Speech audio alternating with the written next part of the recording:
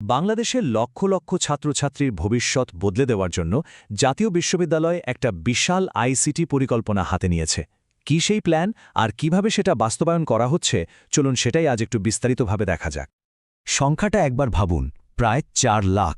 প্রতি বছর এত বিপুল সংখ্যক শিক্ষার্থী জাতীয় বিশ্ববিদ্যালয়ের অধীনে তাদের উচ্চ শিক্ষা শুরু করে, আর তাদের জন্যই আসছে এক যুগান্তকারী পরিবর্তন, যা তাদের ভবিষ্যতের জন্য প্রস্তুত করবে।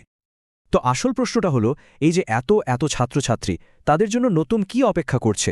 একটা ডিজিটাল ভবিষ্যতের জন্য তাদের দক্ষ করে তুলতে ঠিক কি ভাবা হচ্ছে? এই পুরো প্ল্যানটার আসল গুরুত্ব বুঝতে হলে আমাদের আগে জাতীয় বিশ্ববিদ্যালয়ের বিশালতাটা একটু বুঝতে হবে। দেখুন, দেশের মোট উচ্চশিক্ষার ৭০%-এরও বেশি শিক্ষার্থী কিন্তু জাতীয় বিশ্ববিদ্যালয়ের অধীনে পড়ে। মানে দেশের বেশিরভাগ তরুণের ভবিষ্যৎ গড়ার দায়িত্বটা আসলে এই একটা প্রতিষ্ঠানের কাঁধেই। আর এই বিশাল কাজটা তারা কিভাবে করে? দেশ জুড়ে ছড়িয়ে থাকা প্রায় ২৫০০ কলেজের এক বিরাট নেটওয়ার্কের মাধ্যমে। আচ্ছা, তাহলে নতুন যুগের চ্যালেঞ্জ মোকাবেলার জন্য কিভাবে প্রস্তুত করা হচ্ছে এই শিক্ষার্থীদের? চলুন সেই কৌশলটাই এবার দেখি। এই প্রস্তুতির মূলে আছে দুটো নতুন বাধ্যতামূলক কোর্স। হ্যাঁ, একদম ম্যান্ডেটরি।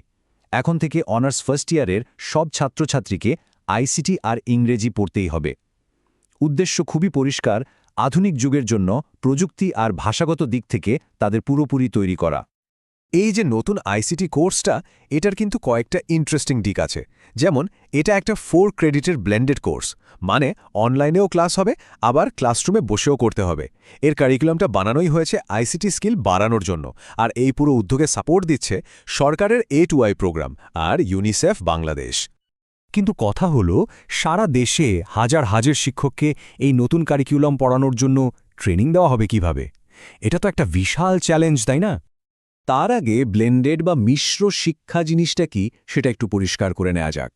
সহজ কথায় এটা হলো অনলাইন পড়াশোনা আর ক্লাসরুমের সরাসরি লেকচার, এই দুটোর একটা স্মার্ট মিশ্রণ। তো এই চ্যালেঞ্জ মোকাবেলার জন্য তারা যে মডেলটা নিয়েছে, সেটার নাম হলো ক্যাসকেড বা ট্রেন দ্য ট্রেনার মডেল। ব্যাপারটা খুব সহজ। প্রথমে জাতীয় পর্যায়ে কিছু বাছাই করার শিক্ষককে কো ট্রেনার বানানো হয়। এরপর তারা ট্রেনিং দেন আঞ্চলিক পর্যায়ের মাস্টার ট্রেনার্সদের, আর সবশেষে এই মাস্টার ট্রেনাররা গিয়ে প্রত্যেকটা কলেজের শিক্ষকদের দক্ষ করে তোলেন। এই পুরো প্রক্রিয়াটার শুরু হচ্ছে খুবই ছোট একটা বিশেষায়িত গ্রুপ দিয়ে, মাত্র ৯০ জন। এরাই হলেন সেই কোর ট্রেনার।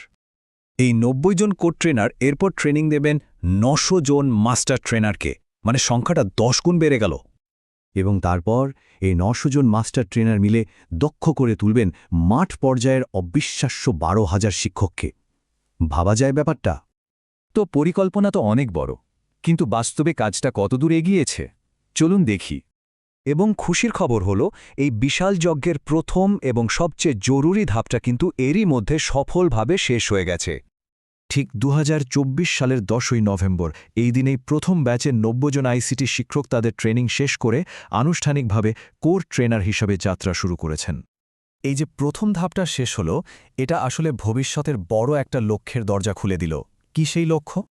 বিশ্ববিদ্যালয়ের লক্ষ্যটা খুব পরিষ্কার এবং বেশ উচ্চাভিলাষী।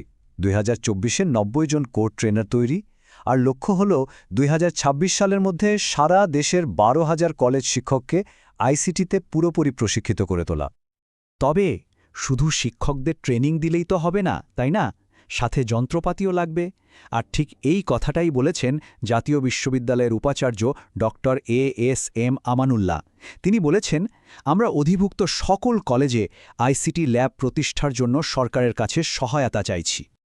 তো সবশেষে একটা প্রশ্ন কিন্তু থেকেই যায়, একটা ডিজিটাল ভবিষ্যৎ গড়তে গেলে শুধু দক্ষ শিক্ষক থাকলেই কি চলবে, নাকি তাদের হাতে আধুনিক যন্ত্রপাতি আর রিসোর্স তুলে দেওয়াটাও ঠিক ততটাই জরুরি?